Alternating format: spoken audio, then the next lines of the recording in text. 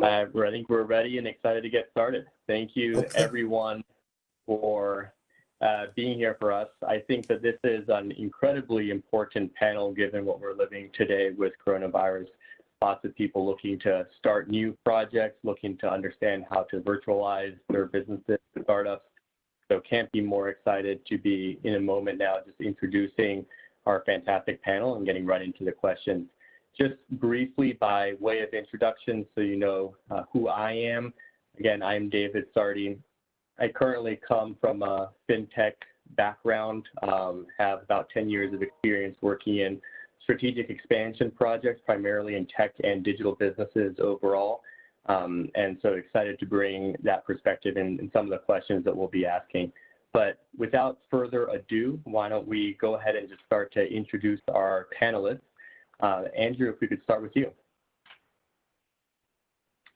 Andrew Baluch, you guys hear me? Can I get a thumbs up just for an audio check?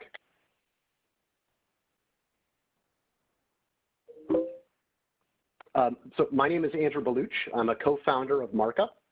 By training, I'm an engineer and a lawyer. Before starting the company Markup, I worked as a patent lawyer representing inventors before the USPTO and the federal courts. And I also worked inside of the US government, including as a legal advisor to the director of the USPTO, which is the very agency hosting today's conference. So with that background, I saw firsthand that there was a lot of opportunity for improvement inside of the legal industry and inside of government in terms of digitization and process automation. Basically, the legal industry still does so much of its work using paper and pencil and in-person meetings. The drafting of laws and regulations and making changes and revisions to them is a slow and tedious process, and it results in a lot of errors and litigation in court. And that's even aside from the pandemic. So with the pandemic, you can't work collaboratively at all. And that's what Markup brings. So what Markup does is it builds technology solutions for the government and the legal industry to work digitally and remotely. We have a software product in use today in the US House of Representatives that lets congressional staffers instantly see changes in different versions of legislation and to work collaboratively when drafting laws inside of the Microsoft Teams platform. During the pandemic, we also built a remote voting app that is designed for members of Congress to vote remotely on bills from their home offices instead of flying to Washington, DC and voting in person. And as the IP person on the panel, what I hope the audience takes away from the panel, for at least my part, is the importance of IP and the importance of at least having a patent application on file with the USPTO before you go speak to potential customers and potential investors and potentially lose your patent rights. Perfect. Thank you so much, Andrew. I appreciate the introduction. Why don't we go to David, followed by Ramona. Hi, so my name is David Toledo, and I'm the Director of Product Development at Thrasio. I actually got my start by beginning my own company called Power Practical. And we launched our business by first having an idea for a product called a Power Pot, which was a backpacking pot that made electricity. And we took that, filed a patent, put it on Kickstarter back in 2011, I believe, and had a successful Kickstarter campaign, funded, got all the money to set up production, which we actually did ourselves here in the US. And then that led to us being on Shark Tank. They invited us to come on and pitch. Also led to raising some local investment money from some VCs and angel investors. And on Shark Tank, I did close a deal with Mark Cuban. And then the idea of taking that money was to go to brick and mortar retail. So we started churning out more and more Power Pots and got into stores like REI, Cabela's, EMS, Sportsman's Warehouse, what have you. And all this time we were continuing to innovate and do more Kickstarter campaigns.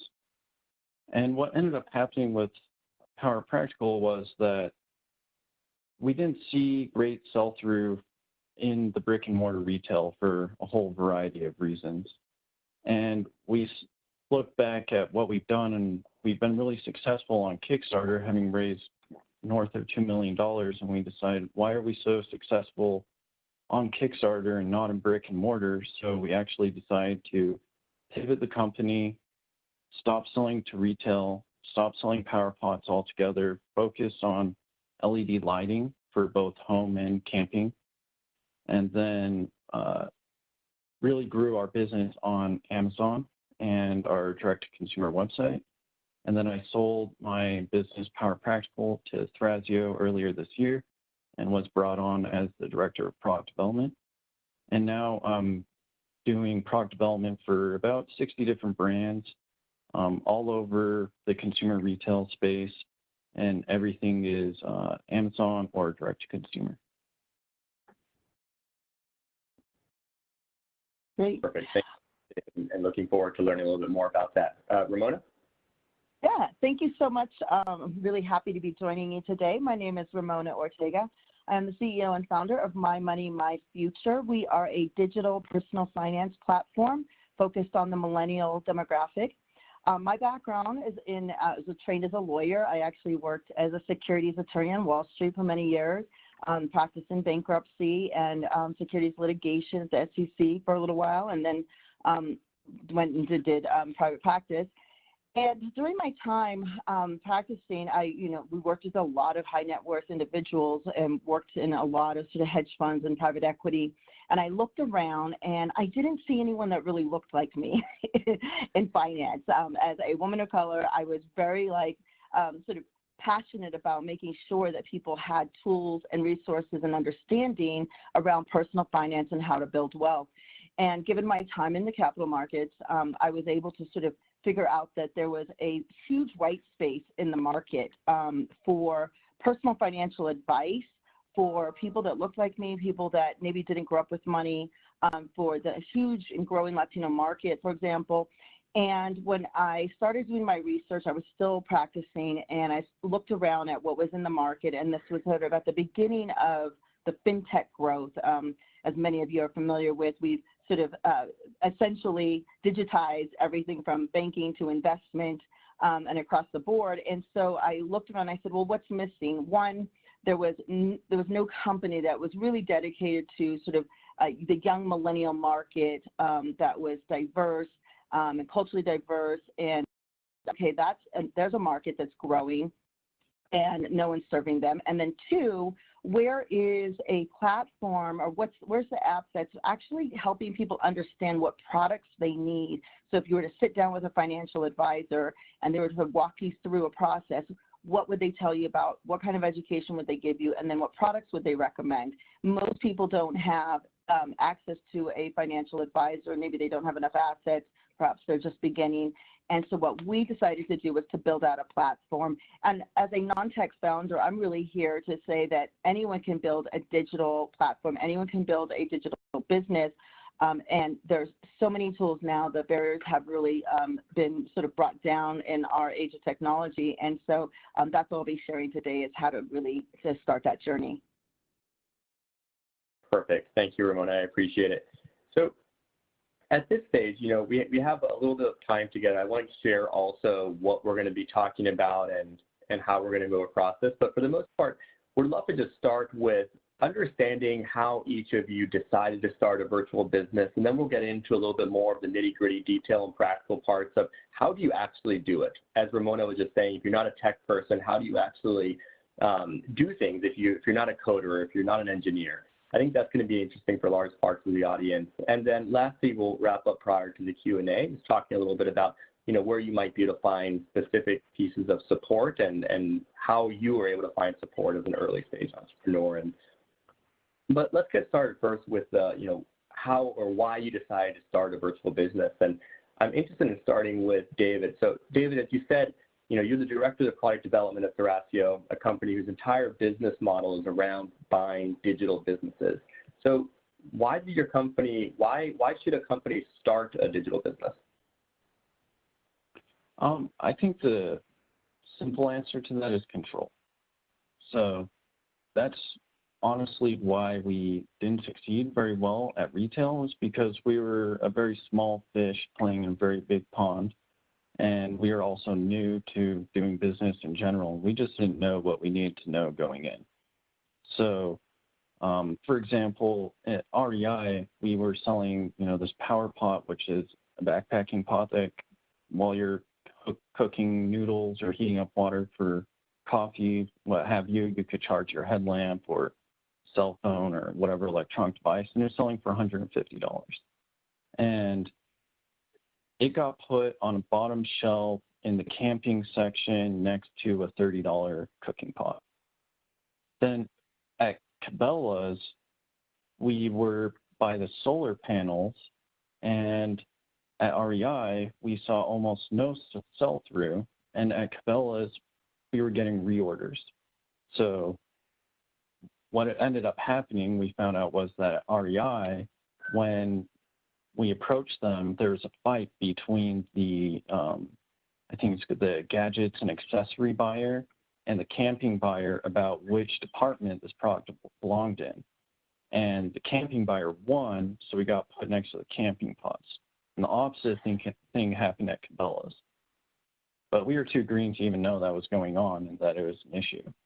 The second thing is, you don't know what they're doing, right? So you're paying all these fees, 3% for marketing and 1% for promotions and all these different things that they hit you with.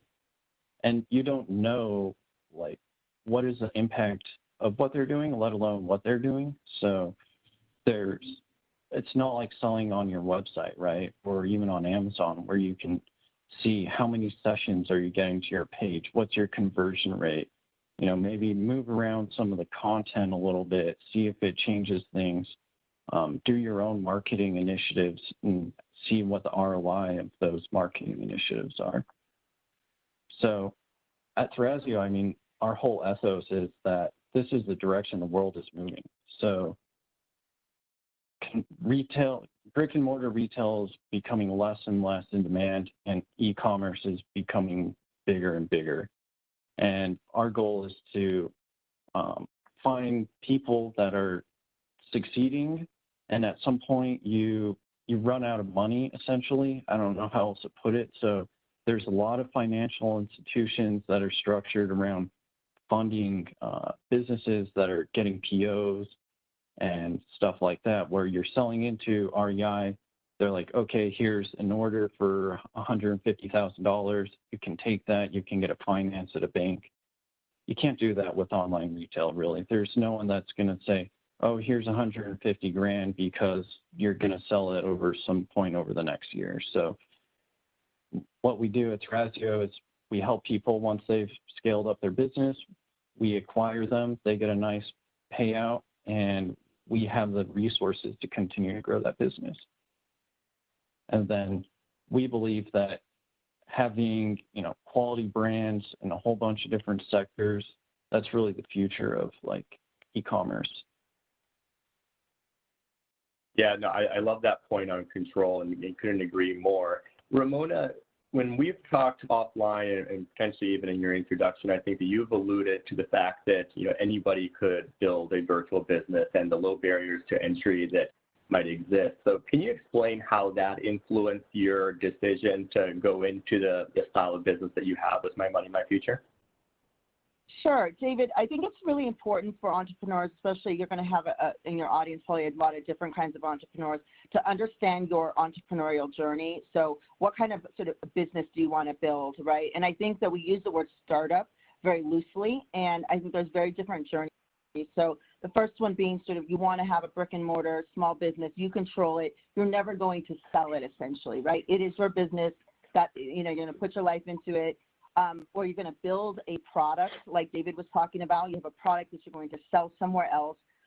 Or perhaps you're a freelancer, right? And you want to create a business. Essentially, you are the service. And then the sort of the tech journey, which is what I chose, was that you're building something to scale rapidly and to be able to tap into a huge market. And then eventually you sell, because that's how your investors get their money back. the reason that I chose that, and to be honest, I could have taken one of two roads. I could have said, I want to be the next Susie Orman, for example, right? I want to be sort of the face of finance, and I would sell myself essentially, right? And that is an industry, and that's a business that you can do. I decided, no, that's not what I want to do. I wanted to reach as many people as possible. I wanted to scale rapidly, and then I wanted to sell the company into a larger financial institution. So that was the reason that I chose the sort of tech-backed entrepreneurship journey. The other reason that I liked that journey was that with the sort of essentially with technology and platforms and APIs, these are sort of APIs are tools that we use in finance, especially in fintech.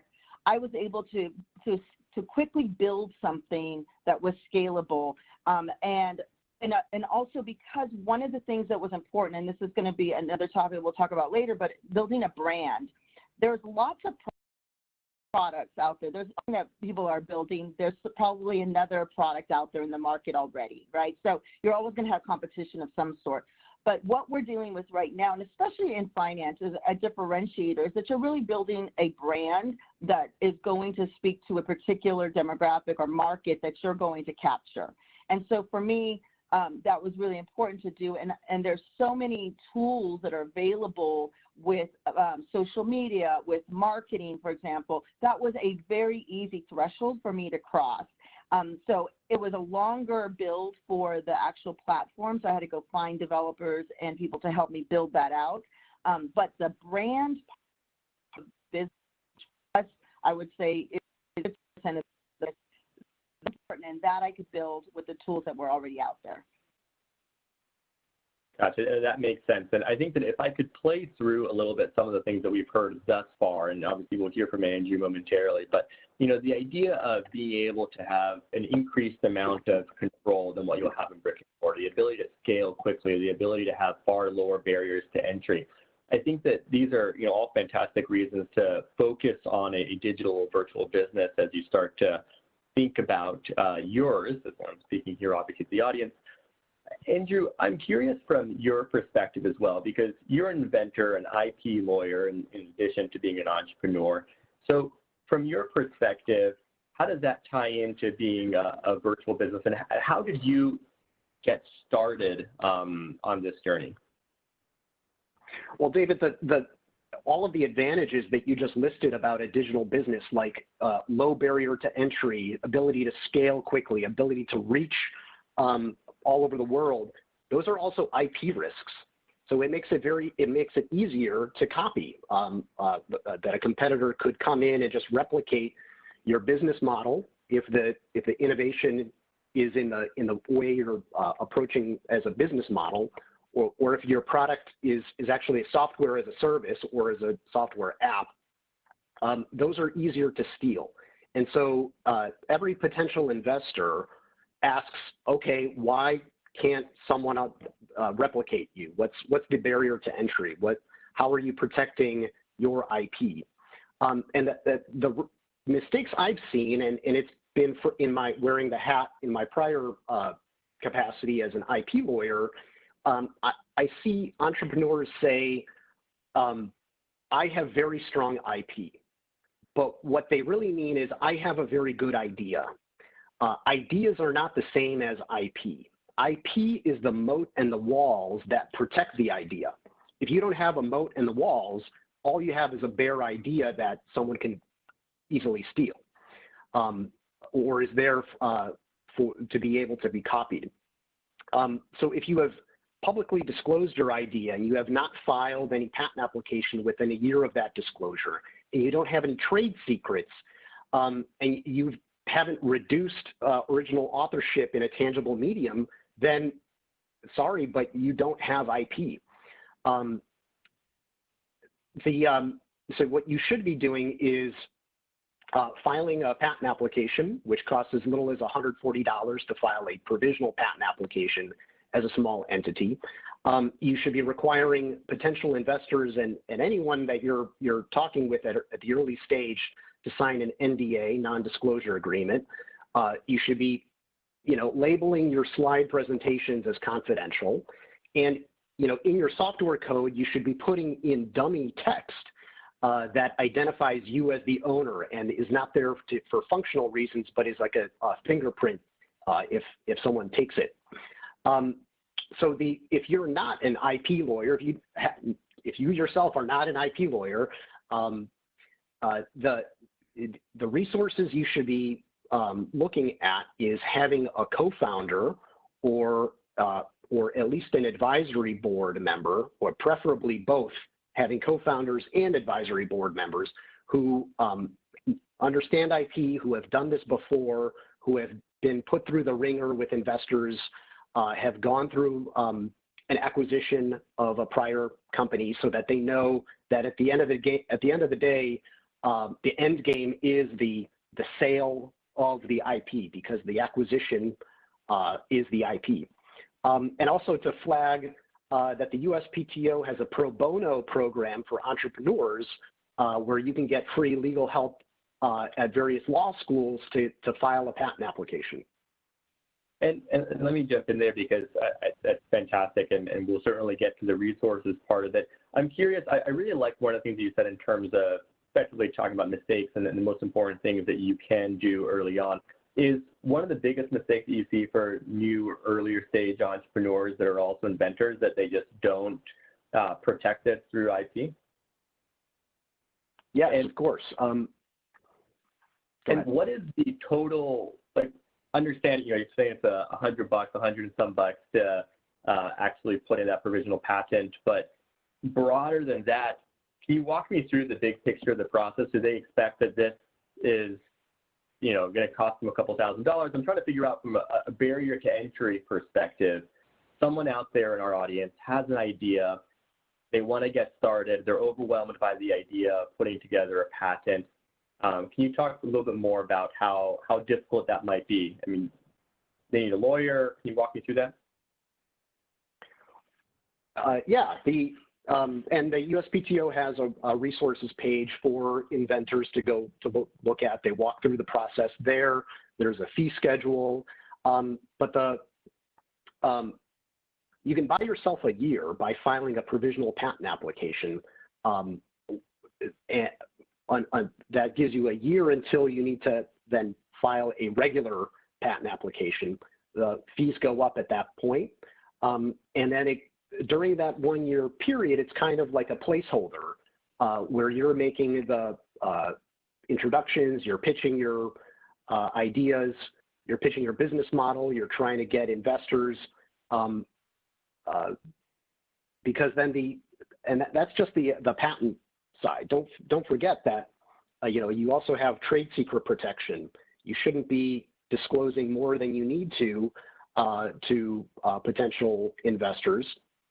And you should be copywriting. You can kind of register your code as well for copyright protection. And there's logos. The logo, so we Markup have several registered trademarks on our name and logo. Yep. Perfect. Thank you, Andrew.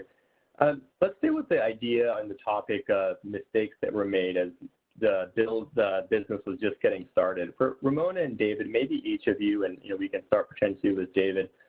What was, as you started your first business, or call it the large business that you have, so My Money, My Future, for example, what was a mistake that you made that you wish you hadn't, that set you back a little bit, or something that you would have done differently as an early stage entrepreneur?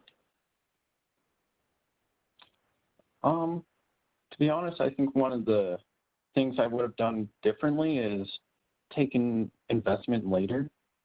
There's a push from the community that, like, oh, take money, do it as quick as possible, as much as possible. The longer you can go without taking money, the better off you'll be. And the less you take, probably the better off you'll be too. Yeah. It's a double-edged sword. How about you, Ramona? Yeah, I absolutely agree with David. But I would say that the double-edged sword is actually that when you are ready to scale, it is also challenging to raise money depending on where you sit at the table. So But I agree that one of the things that I wish I would have known is that it takes longer than you think. I think we hear these stories about tech startups in particular that, you know, they've raised X amount of dollars in market and it's a big success in a year. That's often not the case. It's a very long road. And I wish I would have paid more attention to building a team early on. If you are a solo founder, you know, building a team is really important. Finding a co-founder or at least finding a strategic C-suite team, right? A CTO, a CMO, people that are going to really help you build, because there's just so much work involved in building a scaled startup that, you know, I wish I would have thought about that more early on in terms of recruitment. You spend a lot of time circling through people as well, right? And that's problematic in terms of it takes time out of your efforts in building. So, you know, getting the right people on your team is really important. Let me can I just jump in on that? That's on both points. The bootstrapping as long as you can to demonstrate proof of concept, both in the product or the service and the business model, and taking time to really understand the customer, the nature of the problem, the competition, and building the team. That's exactly right. So I love the point on building the team. And Ramona, you mentioned specifically a CMO part of that, or in a similar part of the organization, at least as sales overall. I think that can be an overwhelming part to an early stage entrepreneur as well. And it's someone that's starting to build their own digital business, is how do you get that first sale, or if it's B2C, you know, the first 10 sales, 100 sales, whatever the case may be. Can you, or I'll open this up to anybody that wants to answer first, but how did you go about getting your first sales? And was that a difficult process for you? What mindset did you have to shift in you to be able to drive that early stage and have the confidence to do it? Just quickly on what we did, because we are a two-sided marketplace, we have users and then we have our actual customer, which are financial institutions. So we sell their products to our customers. So in that sense, we were very clear. We built a product around a customer. So in some ways we had an advantage. We didn't have to go kind of find our customers. We knew where they were, we knew who they were, and we knew how to access them at a pretty low acquisition cost. In terms of finding, one of the things was to go and find sort of institutions that would partner with the product. So that was obviously, you know, it took about a good 6 months into establishing the platform before that became an actual sales cycle. And now we're adding on a B2B line, which is essentially a financial wellness platform that we sell to universities. And so that's a longer sales cycle. I mean, it's taken about a year to get our first contract in for that. But once you sort of hone that process, then it starts to become a little bit easier. And again, it's really about systematizing the kinds of processes that you have to make that sale happen. And if you are a B2C platform, or if you're direct, make sure that you really understand that customer journey. So I think that's really important, and there's lots of tools for that. And by the way, we have we're sharing a resource sheet that I can give a link and that people can download that has a lot of the sort of marketing tools that we use to help customers, to help grow your customer base. Amazing. That's helpful. How about you, David? I mean, first customer, it's honestly easier than it used to be, just because of digital advertising. So, I mean, if you can just first thing think about really who is your customer in as much detail as you possibly can, then there are a lot of avenues to reach people now. I know it used to be much more difficult. So you can build, if it's on, you know, Facebook, a really targeted ad for people that are in a certain, you know, income range, in a certain location with certain interests, all these different things. And all the platforms have similar stuff.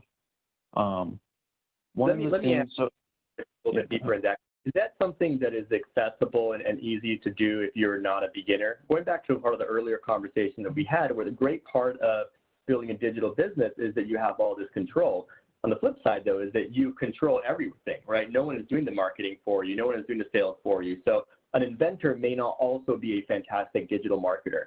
And so how do they get started into a world that could feel overwhelming if they want to start to sell online? YouTube is an amazing resource. I'm serious. I've learned so many things on YouTube, and there are so many experts out there that just want to share their knowledge and teach people for free. So I'm not a marketing person. I have no marketing degree. I have an engineering degree. I have sold hundreds of thousands of dollars of stuff through Facebook ads that I made. I don't do it anymore, but you can certainly learn it. And then if you're on the very, very front end, what I would highly recommend you do, if you're particularly in a consumer good, but I think it's applicable probably to software too, is you set up a landing page and you start driving people to it from ads, and you start testing this right before you're ready to sell. So you can see, all right, what is the click-through rate of my ads? What is the cost per click of my ads? What is the sign-up rate of the landing page? You should be collecting emails. Emails by far, hands down, are the most valuable marketing resource you can own. And then you can test the content and see if your product is resonating with the people that you're driving to it. And if it's not, either change the content on your page or send it different people to it. So, and then once you're actually ready to launch, you have that email list, and that email list is what's going to get you off the ground and get things moving. Like, especially if you're thinking of doing a Kickstarter campaign, having a big email list on the front end will get you trending in the projects, and it'll bootstrap you on that platform where you get all the like organic attention. But first you have to prove to the platform that you have something worth promoting, essentially, to their algorithms. The same thing on Amazon or whatever. Yeah, I love that point of building landing pages as well first, because oftentimes what you'll see entrepreneurs and mistakes they'll make is start to build out an entire product, spend a year building something, only to find out that actually it's not exactly what people wanted, or there's really wasn't a market for it at all. And so getting started from the landing page sounds great. Andrew, wanted to move over to you as well, because my understanding from your business, at least, is you're probably primarily selling, B2G essentially to the government. Could be, like similar to a B2B for those that are going to be doing it that way, that might have longer sales cycles, might require building of, essentially building out new relationships. So what advice would you have for people getting the sales for the first time and having to build out those relationships, potentially to have a lot of cold call type or cold discussions about your product and what you do, and trying to do that for the first time? Right. So a big part of our customer base is the government, so B2G. We also do sell and market to private law firms and lobbying shops and corporate boards for their remote voting online. But B2G, selling to government, and in particular selling to the United States Congress, is challenging. It is like, going through a maze of, there's not a flow chart that says, okay, go this way, and this way, and that's how you get in. It takes 1,000 meetings, 1,000 attempts. It's like Legend of Zelda figuring out the labyrinth, back in the 80s. But this goes back to having co-founders. So I have an excellent co-founder who has 20 plus years of experience as a lobbyist, who has the relationships, a great Rolodex. And it took a lot of, as I mentioned, taking meetings, figuring out what the process is. It's also building up a board of advisors who are former congressional staffers. So one of our first board members was a longtime, he had, from the prior Congress, left the Congress. He was a staffer for Speaker Ryan. He then became one of our first advisors and helped us plan and strategize. And then since then, it's kind of like the board of advisors kind of grows. Once you get the initial few, you can get more and more easily. So we have, as I mentioned, a former member of the House of Representatives, former staffers from the Senate, former White House staffer, former Commerce Department official, and the former deputy director of the National Security Agency. And it just, you know, incrementally, you got to build out a roster of your board of advisors, and they help you then navigate the bureaucratic process, both in the Congress and in the executive branch. You know, one of the themes has actually been a little surprising to me, but also makes complete sense that we've heard throughout this conversation is the importance of building out a good team. Interestingly, though, no one starts their company saying, you know, I want just a really poor team, right? I just don't want to pick, I want to pick mediocre people. So what is a good team, and how do you, when you're trying to do that vetting to find a good co-founder or someone that could be a mentor and on your board of advisors, or maybe your first employee, what are some of the characteristics that you look for that will help people understand that they're getting, you know, the best person they possibly can for the job? But leave it open to the group. I'll just chime in a couple of things. I think it really depends what you need. You have to do an assessment of what you need and how you're going to manage, because board members and advisory members generally are also only as good as you can manage them, right? So what is it that you need? So at different points in time, you'll need either a Rolodex, right? Someone that knows a lot of different investors to make introductions, for example, or perhaps you need someone with experience in brand marketing or partnerships, for example. So when we were looking to expand to the B2B market, I brought someone on who had deep experience as an advisor in that type of line of an industry. So it really depends, I think, where you're at. We also made the mistake of bringing on some board members very early on that I didn't know how to really utilize, and if they're not proactive, which again, most advisors are going to be very busy. So you have to be able to also figure out how are you going to use them, you know, for how long do you need that kind of expertise, for example? Are they going to be long-term board members, or is this someone you just need maybe for a little bit of time? So I think, remember, a lot of times, especially if you are a tech startup, you're giving away stocking your company. You're giving away a little, I mean, it's 1% or less, but understand that they're now owners in your company for their time. So you have to make sure that you're getting what you need from them as well. Thank you, Ramona. I want to make sure that we're also taking into account some of the questions that we have from the audience. And so let's take a little bit of a shift in terms of the conversation, but staying on that tactical lines of how do we actually go about building a business? And one of that comes to mind, and this might be a good question for David, but it's open to the group, is, you know, do you need a fulfillment company to mail products? I mean, you don't need one. It makes life a lot easier.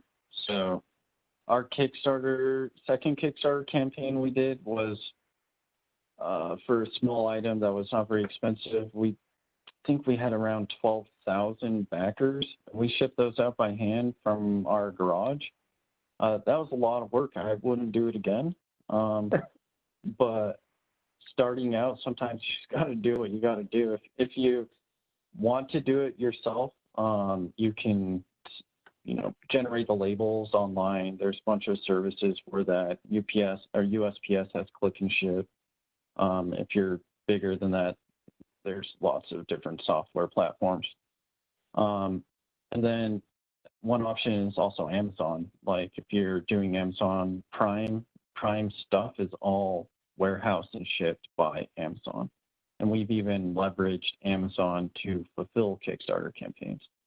But I've also worked with 3PLs too, third-party fulfillment centers.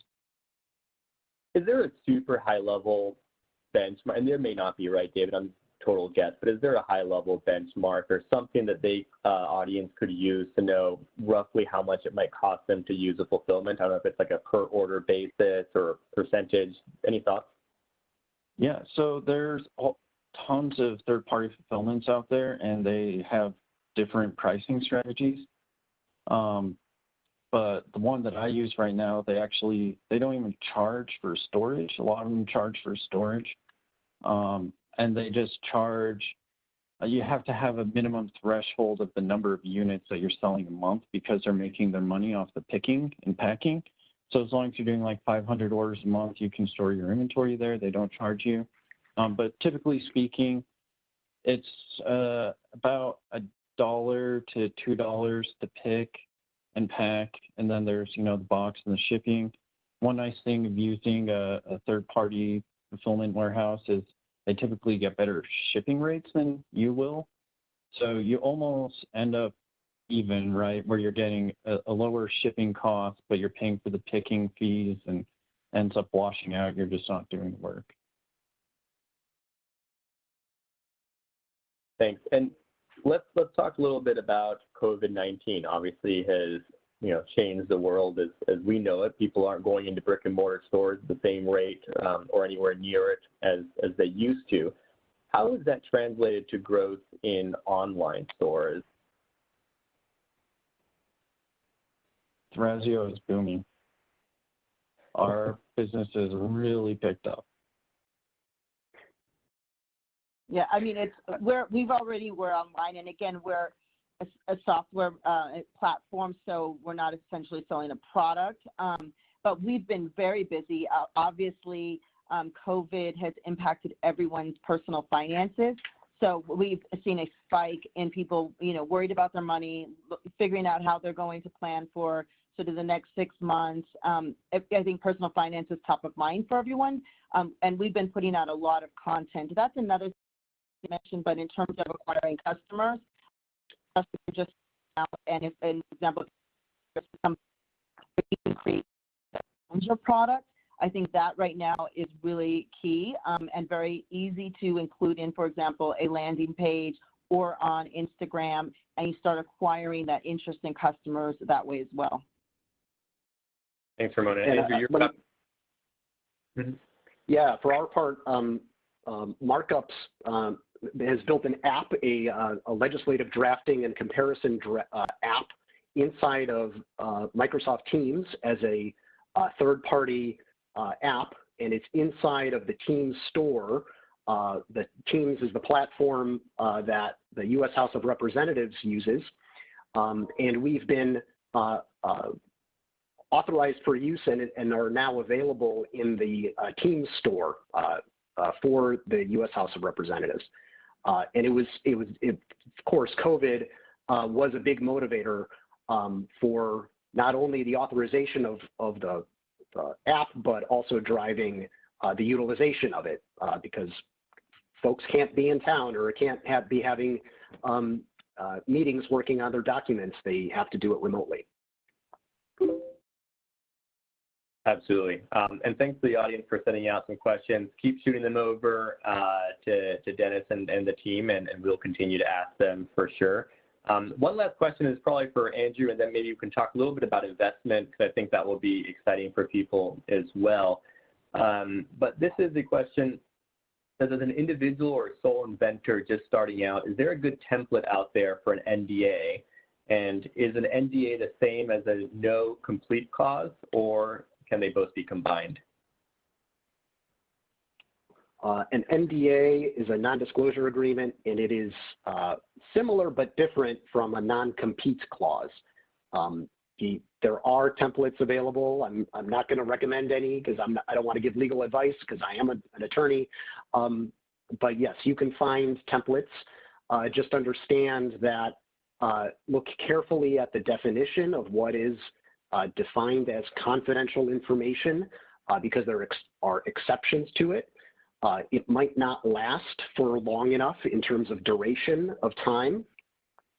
And there may be ways for the receiving party to try to argue their way out of it by getting themselves into one of the exceptions in the definition of confidential information. But it's a setting aside, even an NDA though, this kind of goes back to my experience as an IP lawyer advising companies. The risk is you go into a meeting and you sign an NDA, and then you talk about your idea, your invention. And then a week later, that recipient goes and files a patent application on the thing that you disclose to them, or they start using it in violation of the NDA. It's up to you to prove that what you disclosed to them was in fact disclosed and was yours. And so it could be their word against yours. Again, the way to solve this is to have filed a patent application prior to that meeting, because then you can prove that you had possession of that invention and it was yours prior to that meeting. Perfect. Talking, as we said, going on to the investment side of things, so then if you follow the general train of logic that we've discussed thus far is, pick a good team. If you have an invention, right, try to get your team together, put something out there once you have your provisional patent to see if there's interest in the market, try to get some sales and initial traction.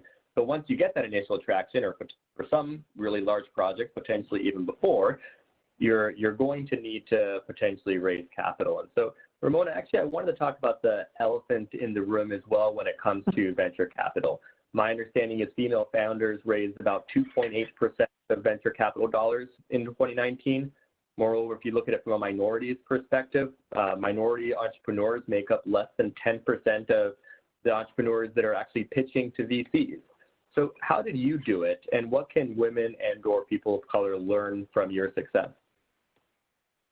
Well, I think it's still a story in making. We have been successful in raising some venture, but not a lot in comparison to other fintech players. It's pennies on the dollar. So I'm not going to sugarcoat this. It is extremely hard, especially if you're building a product that is not perhaps for a market that VCs are used to hearing about. So I think that, one of the key early on is, to the extent that you don't have to take VC early on, and no one should actually, you should be spending at least a year to the extent, really just pitching your idea to very local sort of pitch competitions, figuring out if you have, some product market fit, doing a lot of surveys with your customers, using very sort of low cost tools. You want to try to test as much as possible at the least amount of money. And, you can, obviously there's angel rounds, family and friends rounds. One of the ways that we raised early on was working with our board. We brought advisors on who were also going to be angel investors, and that were going to introduce us to other people. And then we did a lot of pitch contests where we got some recognition, right? So people seen who we were. They're like, oh, this is sort of a new and shiny fintech play.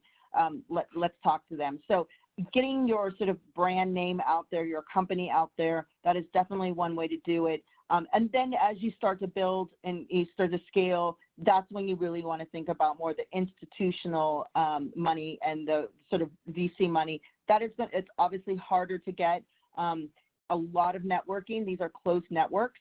So to the extent that you have the best product available and you're seeing growth, that's going to help you, because at the end of the day, it's not so much them betting on you. They can at least bet on the company and say, hey, there's scalability here.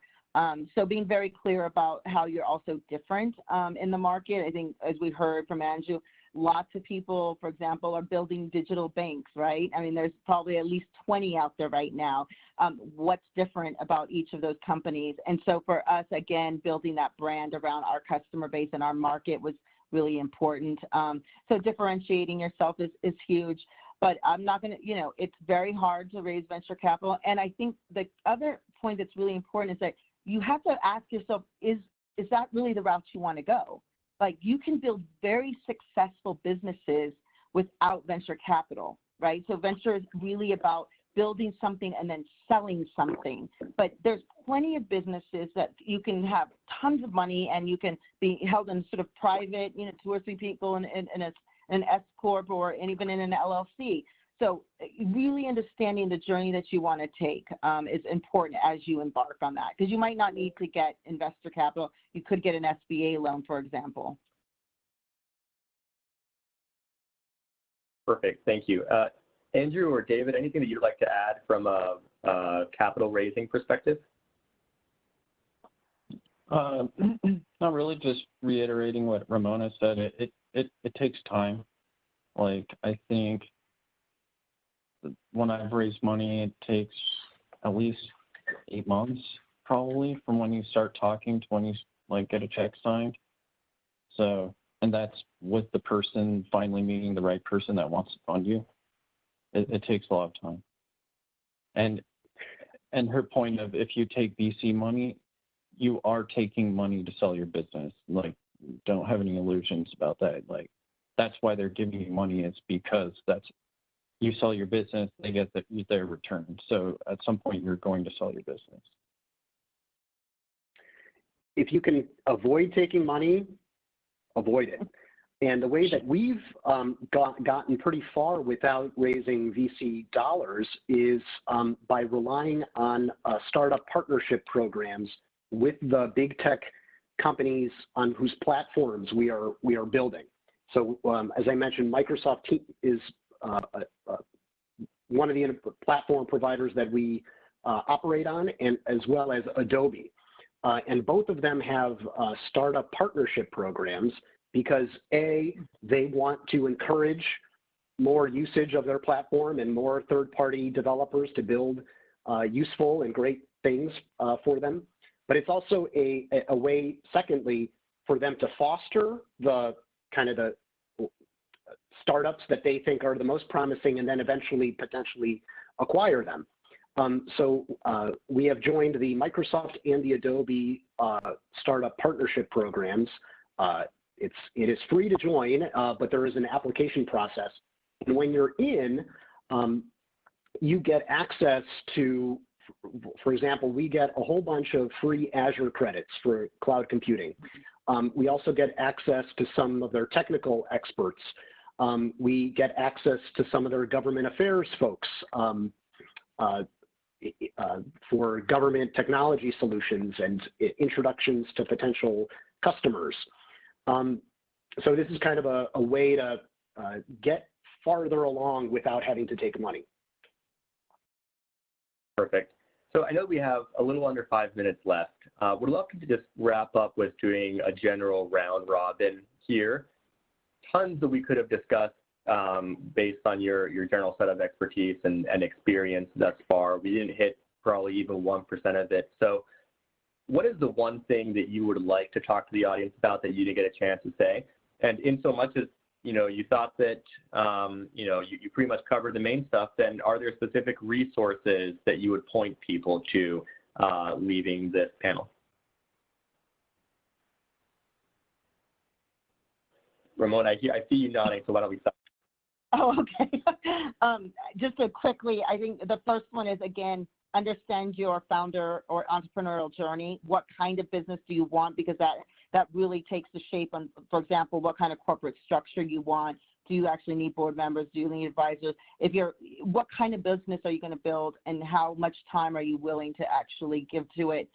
So that's really key. The second is trying to find partners or founders to do that with you and build your team. And then don't wait till something's perfect. I think I hear a lot of entrepreneurs being like, oh, well, I'm not ready to launch. I'm not ready. You have to be out there. It's going to be imperfect for a very long time. And as you get users and they use your product and they use your services, you will start to really pivot and create product market fit there. So don't be afraid to be out there and go for it. And then resources, we have a link we're sharing with someone. We created a little landing page to share our resources. And this is mostly for direct to consumer, so I will say that for people who are doing a kind of a technology play.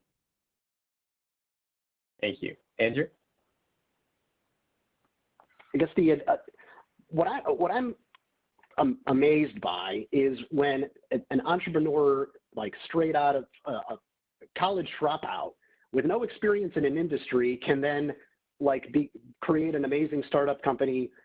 Because I think in our cases on this panel, we have had substantial experience getting to know first the industry that we're serving and trying to sell to. So it's, or at least Ramona and I am. But